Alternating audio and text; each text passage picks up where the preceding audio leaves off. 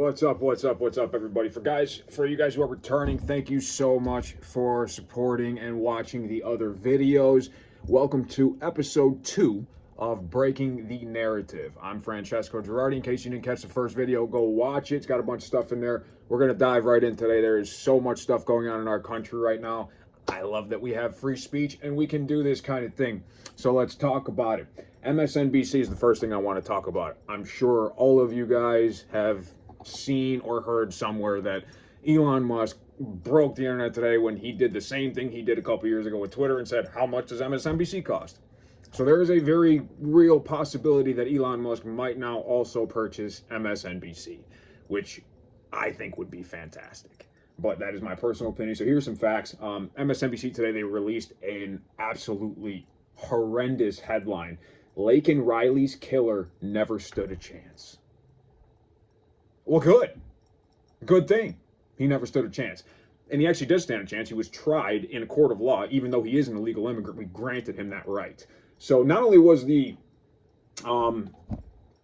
it changed to the guilt of Laken Riley was never in doubt, the guilt of Laken Riley's killer was never in doubt. Obviously, we know that, but the damage was done. I mean, they caught so much shade for that.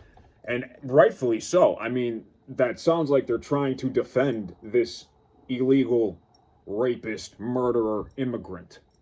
I mean, what? No wonder you are going out of business and your viewership has gone down so much. Rachel Maddow, they cut her salary. So, I mean, I am in tears for Rachel Maddow. I feel really, really bad for her legitimately because she was making $30 million before, and now she's only making $25 million. So that is the world's smallest violin playing for Rachel Maddow right now. $25 million to appear on TV once a week and lie to you. It's amazing. It's amazing. So anyway, Rachel Maddow, salary cut by $5 million. Joy Reid and Sunny Hostin are absolute liabilities at this point. I wouldn't be surprised if Joy Reid was fired immediately for all of this advocacy of stay away from your Trump family. Don't go to Thanksgiving. Don't go to this. Don't go to that. And then telling white women that are progressive women, liberal women that are on her side, if you're going to go protest for Trump, don't bother inviting your black female friends. I don't think we're about that. We're about advancing black jobs, black businesses, black this, but we're not about saving the Democratic Party anymore. Can you imagine if anybody else said that? So anyway, Joy Reid likely will be gone. Definitely with the new ownership, she'll be one of the first that's axed just because of her controversial nature and her absolute and overt racism. Now, Sunny Hostin she's being called the legal note now by her, playfully by her colleagues on The View, but it's not so incorrect. She has had to reread her legal note from the other day, plus some more about Pete Hegseth, the guy who smartly stepped down. I'm going to talk about him in a second. And frankly, she is not getting it. She's not catching a hint. And I'm really glad that what is her name? Alyssa, the other woman on there, is finally challenging her, but Sunny never lets anybody else speak. So all you ever watch these clips before you have to turn it off because you are so annoyed with this. And she tried pushing a narrative today I saw with, I'm not sure who the guest was, maybe it was the mayor of New York. But again, she framed a question in such a way where it was like, don't you think, like it was a total tie down, don't you think that based on these, random facts I've plucked from here, and here, that there was some obvious sexism and misogyny playing into this? And he was like, well, I'm sure that was a factor for some people, but I think most people simply voted on the economy and the issues that would affect them in their everyday lives. Because Sunny, she's not affected by grocery prices or gas prices. She is so out of touch with the everyday American that for some reason she believes her education makes up for that, which it actually does the opposite. It puts you even more out of touch with regular people. So, and we'll get to some of that later. Now, Scarborough, on the other hand, and Mika, they're kind of reading the room a little bit, but this obviously tells you something you should already know by now, that they were lying to you. So they dropped the whole Nazi narrative, they dropped all that, and they went to Mar-a-Lago, sat down, and mended fences with Trump so that they could cover him now, because guess what? Their ratings are in the toilet, just like the rest of MSNBC, and they have to save themselves. They have to. Now, the funny thing is, Mika especially was, this ultra feminist talking about how Trump wanted to kill women, destroy democracy. I mean, these are some serious allegations that are just completely untrue. So to clarify that, here's the fact. Women lost no rights in this election, and they will not lose any rights. The one right that they keep talking about is abortion, and Trump has already publicly stated multiple times, multiple platforms, in multiple areas, he is not going to approve a national abortion ban. He put it back to the states. That's what he wanted to do, and he didn't even do it. The Supreme Court did it. So that's where that lies, just to clear the air on that. So moving right along. Anyway, I was talking about Mika and her, ultra feminist view on just about everything, and then how she just makes this 180. I found a picture of her, very risque photo of her, leg up in the air, back on, sitting on the desk. Megyn Kelly did an awesome impression of it. And Joe's sitting there, 1 foot up on the desk, all bossed up. It looked like the least feminist thing I've ever seen. But then on top of that, it was reported, I don't really know these people, so I'm just reading up into this, that both Joe and Mika were married when they started the show, just not to each other. They were married to other people, and they started this little relationship they have on set, which, I mean, it happens. It's just like, these are the people that take a moral high ground in their news stories. They don't just report the news. And they're talking about fair reportage and all this. It's like, what have you been doing for the last 3, 4, 5, 6 years since Trump was elected?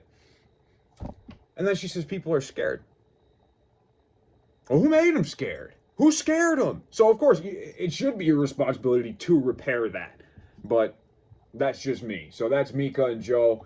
I think they might have a chance of keeping their jobs, pay cuts aside and all that. I'm sure they're going to have to take a pay cut. But either way, fact of the matter is, like, Megyn Kelly, I'm sure this is already coming. Megyn Kelly did pose for Cosmo or one of those magazines but she posed by herself, and I'm sorry, the photo was classy and it was sexy, and it appealed to her femininity, and did it for me. I love that. I love her even more for it. So, for Cosmo, I'm sorry, and there was no man in the frame, so it can't be compared, but that's what they love to do, is throw these comparisons. So before that was thrown out, I just wanted to clear it up. I love that Trump appointed Linda McMahon. For those of you who don't know who Vince McMahon is, her husband, he is the creator of WWF and WWE Wrestling. Like, best show on earth. His wife, she was always active in educational fronts. She's always been active with charities. She's actually an extremely qualified person for this, but she is not a political person. He's shaking it up, and they are terrified about this. I mean, they were showing, videos of the wrestling skits that the family did. Those are skits. They're for show. The family is not actually beating the crap out of each other. And if they were, she smacks the crap out of her son. He falls over. It was actually a great video. I liked it a lot. But anyway, Linda McMahon is going to head up the Department of Education. I think she's going to do a great job. I really do. Now, Pete Hegseth. I mentioned his name earlier. Trump tapped him for a senior position and for Attorney General, actually. And amidst these allegations, which, by the way, Pete Hegseth stepped down and stated these charges were fully investigated and he was completely cleared. So unfounded charges that just nothing's going to come of it. But in order to not pull focus from Trump's goals and his plans, he decided to step down on his own. Gracefully, Trump gave him a very graceful farewell, thank you, and I'm sure we will be seeing him again because this guy is he's extremely qualified despite whatever behaviors he may have. You're not going to marry this guy. You're voting for him to do a job. You want him to do a job. Can he do the job or can he not? I don't see what else has to be asked in terms of these people. But even still, Trump was ready with Pam Bondi for Attorney General. She's let's see what we got on Pam Bondi. I did a quick search on her. She is the current Florida Attorney General, so she's got some experience, Attorney General already. She is a graduate of, graduated University of Florida in '87, major in criminal justice, and a Juris Doctor from Stetson University College of Law in 1990. So extremely qualified woman. Again, another woman appointed to a high-level position, just disproving the whole misogyny thing. I love that. So congratulations to Pam Bondi. Looking forward to that. Now, I cited a New York Post article here. So this is interesting. So it's talking about free speech and talking about these videos I saw. I mean, I literally started a YouTube channel because of I didn't feel that I was able to speak my mind before, for fear of being ostracized or censored or whatever you want to call it. And now, apparently, Google was censoring information. And you know what? I knew this was happening because there were times where you go to Google and you type in Donald Trump something, something, and nothing would come up. I mean, it wouldn't even finish the thing for you like it normally does. And it says that Google faces an investigation by the Missouri Attorney General for allegedly manipulating search results and exhibiting anti-conservative bias ahead of the 2024 election. So I wouldn't be surprised if they did this in 2020. In fact, as the doors are blowing off all these things and we're getting more and more information, that's even more and more likely. And you know what? I'm so glad that Joe Rogan said it now, that he said in one of his most recent podcasts that, you know what? He's like, every election's been tampered with on some level. You know, we're talking about people. People are corrupt. So to assume that there's not any election tampering, I think is stupid. And I said this 4 years ago. I've said it to everybody. I've been saying it. Every election, I know for a fact, since Kennedy, has had some sort of outside influence, whether that be changing votes in the booth, whether that be voting with dead people's names, or maybe it's just a social media influence, or the suppression of conservative narratives when you search on Google or on the former Twitter. Now that it's X, everybody gets a 50-50 shot. Everybody got the real information. The election speaks for itself. So everybody is freaking out about this because the mainstream media figured out that they actually don't have any power anymore. So that article was in the New York Post of all places. So I thought that was very interesting. Figured it was worth mentioning. So speaking of mainstream media and what's going on, CNN Scott Jennings is actually taking the middlehead approach, which, again, Scott Jennings has been in the game for a long time, smart guy, and I think he can read the room. So Scott Jennings, I'm quoting here. These are his comments about the election, and I think he's spot on. He said, this was the revenge of the regular old working class American that we have crushed, insulted, condescended to. They are not garbage. They are not Nazis. They're just people who get up and go to work every day for a better life. They feel like they've been told to shut up and sit down. And honestly, I agree with that, which is what I was alluding to earlier. I didn't even want to start a YouTube channel because it's like, oh, I'm a white, straight guy. God forbid I'm normal. Like, apparently that's a crime now, or it's out of fashion. Well, I'm glad normalcy has returned to the forefront and we can focus on issues like the economy, foreign wars, which, again, I know I keep promising to do a video on it. That is a whole other video. I'm not going to get into foreign stuff right now, but I will. I promise. Back to Scott Jennings here. He further said, this is a crisis of, he said this today, this is a crisis of young men. Democrats made them feel like the patriarchy is over. Move back. And the people of America, women included, responded emphatically, no. And when he says the patriarchy, I don't mean it in the negative connotation that most liberals say it in. The patriarchy is a good thing. There are male and female societal roles. And it's not a slavery thing. It's not like you can't break outside that mold. In fact, with the way the economy is, most households, middle-class households, both parents have to work. Both, the husband, they both have to work. So that's not, but the model is correct. I'm sorry, the model, studies have shown, if you want to talk about studies, look these up. Studies have shown a nuclear family, a mother and a father raising a child, is much, much more stable. Those children tend to be much more successful, much less mental health issues, no identity crisis. Now, even a lot of this transgender was a huge issue in this election.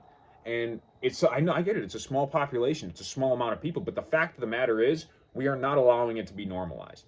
That is what won't happen. That is what won't happen. We're not allowing men with penises to go into women's bathrooms. Watch women change.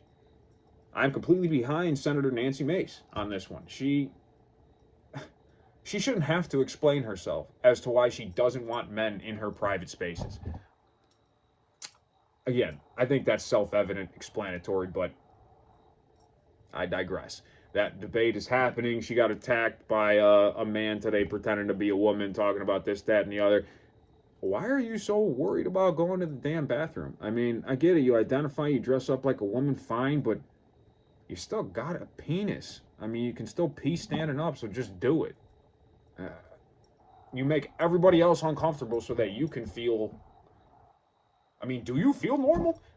Does that feel normal? I don't know. Like, that's the problem, is that it's such a strange thing. We shouldn't be having the discussion. The fact that we have to have it is making people even more upset about it. Whatever you do on your own time, do on your own time. I'm all for it. God bless you. But do not expect women to be okay with you having a penis, throwing on a dress, and then going into a women's bathroom. It's not going to happen. So again, patriarchy spoke, I suppose, and not in a negative way, in a positive way. And as for the Democratic disconnect, he spoke to this. A lot of some Democrats were speaking to it. Some, like the ones I mentioned, Sonny Host and Joy Reid, they refuse to believe the truth. In fact, Sonny Host called Kamala a hyper-qualified candidate. She was exactly the opposite of that. That's why she didn't get elected. So let's just be clear about this. They thought Walz in a camo hat would somehow satisfy American men. Yeah, that didn't work. I feel comfortable saying now that I was disgusted by the appointment of Tim Walz. I was disgusted by the way he runs his state, by the laws in his state demanding tampons in men's bathrooms. And that's what it's just that that's the first thing that comes to mind. And I'm not saying that there's probably not a lot of people using it. In fact, I don't know what men would do with a tampon in their bathroom. What do they need it for? I'm sure you don't need it. So anyway, but even though, that's still the first thing that comes to mind. It's like, oh, this freaking weirdo puts tampons in men's bathrooms and makes that a law, while the working person is suffering, while the working person is trying to build a better life for their children. And these children should not be... I'm going to do a whole nother video on that. I'm not going to get into the trans thing. So I feel comfortable now saying I was disgusted by that. Most men, I feel, were, because he is not a man. And then, of course, the day after the election, we see him prancing like a little pony around a pony in a dress.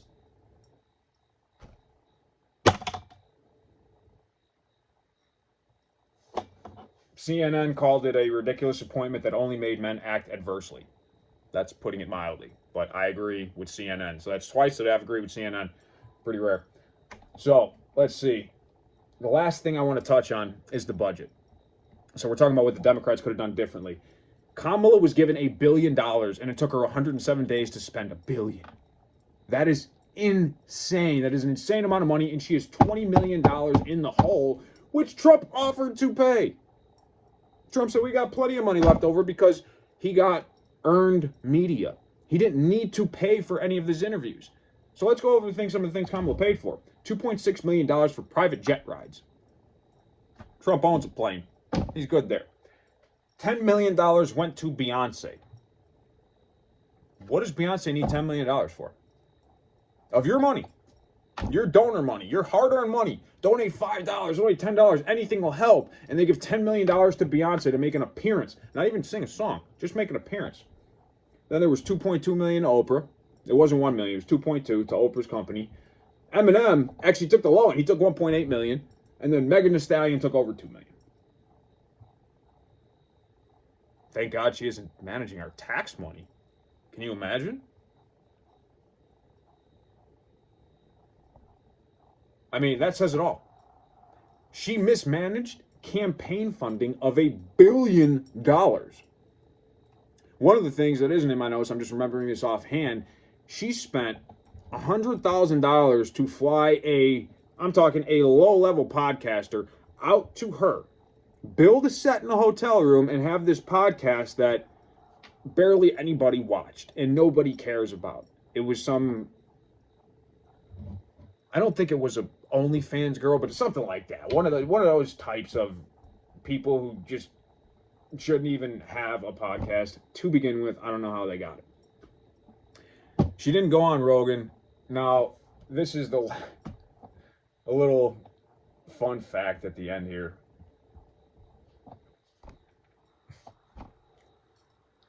Joe Rogan has 13 million subscribers. MSNBC had barely 1 million views on their videos in the last 3 months. 3 months. I'd be scared if I was them too. Like, this, and whatever you want to say about Joe Rogan and him eating mushrooms and him believing in this, that, and the other, I'm sorry, he keeps an open mind to things. Is it so unfathomable to believe that they went after him because they said he's a dragon believer? A dragon believer. Is it so unfathomable to think that maybe because there is lore going back on dragons, medieval times, there's all these, and all these different cultures too.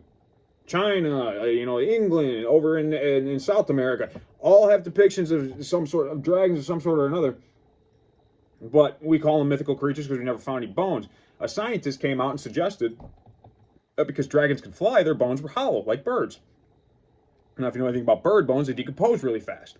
So it's very conceivable that there was a small population of these creatures, and they just went extinct. I'm not saying I believe in dragons. I'm saying if you just follow the logic, it's like, yeah, that could happen.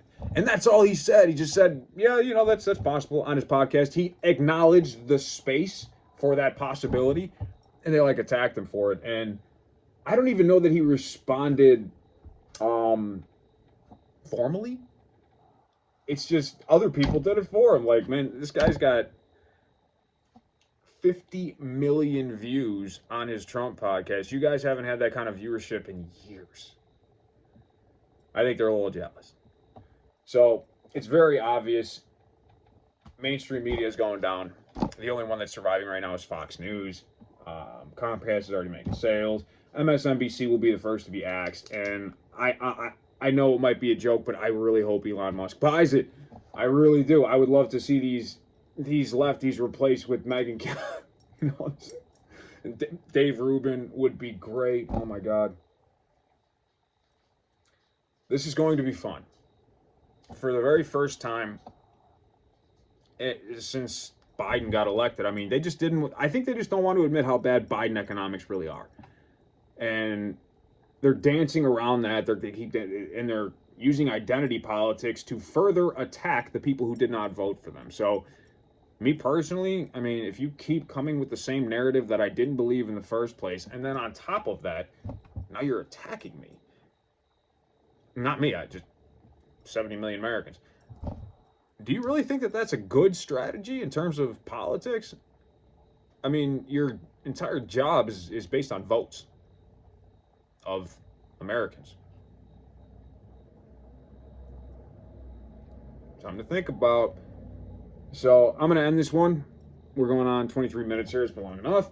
Definitely videos coming on the wars overseas, doing a little dive into that, discussion about that. Guys, if you have comments, thoughts, whatever, please share them. If you guys have any requests on videos you'd like me to do, let me know. Happy to talk about it. I love you all. See you next time.